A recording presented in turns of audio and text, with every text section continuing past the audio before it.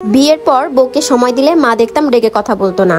মায়ের কথা বউদের মাথায় তোলা যাবে না। সারাদিন বউয়ের সাথে এত কিসের কথা, রাতে তো বউয়ের সাথেই শুবে। এসব কথা আমার মা আমার চাচাদের সাথে আলোচনা করতো, আর আমার চাচাতো ভাই এইসব কথা শুনে আমাকে বলতো। পরে বুঝতে পারলাম বউকে সময় দিচ্ছি এইসব আমার মা পছন্দ করছে না, তাই দিনের বেলা বউকে বেশি সময় দিতাম না, বউয়ের সাথে তেমন কথাও বলতাম। আমার মা বলতো বউরা সবার সাথে বসে খেলে সংসার অমঙ্গল হয়, তাই আমি আমার বউকে অর্থাৎ রিনাকে বলতাম তুমি সবার পরে খেয়ে নিও। কিন্তু আমার মাকে দেখতাম ছোটবেলা থেকে আমার বাবার সাথে বসে খেত।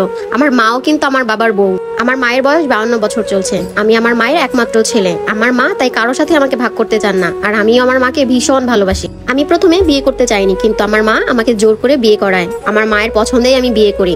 যেহেতু বিয়েটা মায়ের পছন্দেই করেছিলাম, তাই বউটাও মায়ের জন্যই ছিল, এটা বুঝে গিয়েছিলাম। আমি আর রিনা বাইরে ঘুরতে যেতে চাইলে মা অনুমতি দিত না, তাই আমি আর রিনা বাইরে ঘুরতেও যেতে পারতাম না, মা যা বলবে। কিন্তু তারপরে হাজার হলেও বউ তো একটু তো ভালোবাসতে ইচ্ছেই করে, একটু যত্ন করতে ইচ্ছে করে। একদিন হঠাৎ রিনার দই খেতে ইচ্ছে করেছিল, কিন্তু আমাদের বাড়িতে আমি, আমার মা বা আমার বাবা কেউ আমরা দই খাই না। দই আনা দেখে আমার মা চেঁচিয়ে পুরো বাড়ি মাথায় তুললো আর বললো আমি নাকি বউকে পাওয়ার দিচ্ছি, বউকে মাথায় তুলছি, বউকে আশকারা দিচ্ছি, বউ ভক্ত হয়ে যাচ্ছি। এরপর থেকে এক এক করে দিন যেতে লাগলো, আর আমার মা রিনার দোষ ধরতে শুরু করলো। এই যেমন ধরেন তরকারিতে লবণ কম, ঘরের চিপায় ময়লা কেন, সোফায় হালকা বালু থাকাও যাবে না, এইসব ছোট ছোট বিষয় নিয়ে মা রিনার নামে আমার কাছে অনেক অভিযোগ করতো। আর আমিও যেহেতু মায়েরই ছেলে, তাই মায়ের কথাই শুনতাম। হঠাৎ করে মা বললো তার এই বউ আর ভালো লাগছে না, তাকে তালাক দিয়ে দিতে, তার থেকেও সুন্দর মেয়ে দেখে আমাকে বিয়ে করাবে। আর আমি যেহেতু মায়ের পছন্দেই বিয়ে করেছিলাম, রিনাও দেখতে শ্যামলা ছিল, তাই আমার রিনার প্রতি তেমন কোনো আকর্ষণ জন্মায়নি কখনো। বিয়ের 7 মাস পর আমার আর রিনার তালাক হয়ে যায়। তালাকের সময় রিনা হায়রে কি কান্না, আমার পায়ে ধরে অনেক কান্না করেছিল, তালাকের কারণ জানতে চেয়েছিল। কিন্তু আমি তো নিজেই জানি না, মা শুধু বলেছে এই বউ খারাপ, তাই আমি তালাক দিয়ে দিয়েছি।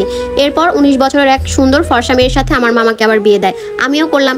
কিন্তু এই সুন্দরী বউ পেয়ে আমি তার প্রেমে সারাদিন হাবুডুবু খেতে লাগলাম। কি যে সুন্দর, মনে হতে সারাদিন তার মুখের দিকে তাকিয়ে থাকি। ও আমাকে যার সাথে আবার বিয়ে দিয়েছে সে অনেক সুন্দর দেখতে, তার নাম ফাতেমা। বিয়ের দিন থেকে আমার মধ্যে পরিবর্তন দেখা দেয়। আমি ফাতেমা ছাড়া কিছুই বুঝতাম না, মা যা পছন্দ করতেন আমি তাই করতাম। বিয়ের পরের দিন আমি ফাতেমাকে নিয়ে সবার সামনে খেতে বসি, এতে মা অনেক রাগারাগি করেছিল, কিন্তু আমি পাত্তা দেইনি। বিয়ের 19 দিন পর আমি ফাতেমাকে নিয়ে হানিমুনে যাই, কিন্তু মা যাওয়ার অনুমতি দেয়নি, আমি জোর করেই গিয়েছি। আমি মাকে বলেছি আমার বউ আমার ইচ্ছে, আমি ঘুরতে যাবো কিনা সেটা তোমার থেকে অনুমতি কেন নিব, তুমি বলার কে? আমার মা আবারও আমার বউকে সহ্য করতে পারছিল না। আবারও সে রিনার মতোই ফাতেমার নামে বিভিন্ন সময় আমার কাছে অভিযোগ করতো। সব সময় ফাতেমাকে তালাক দিতে বলতো, কিন্তু এবার আর আমি ফাতেমাকে ছাড়বো না, কারণ আমি ফাতেমাকে ভালোবাসি। আমার মা এসব আর সহ্য করতে পারছিল না, বিভিন্ন সময় অশান্তি করতো।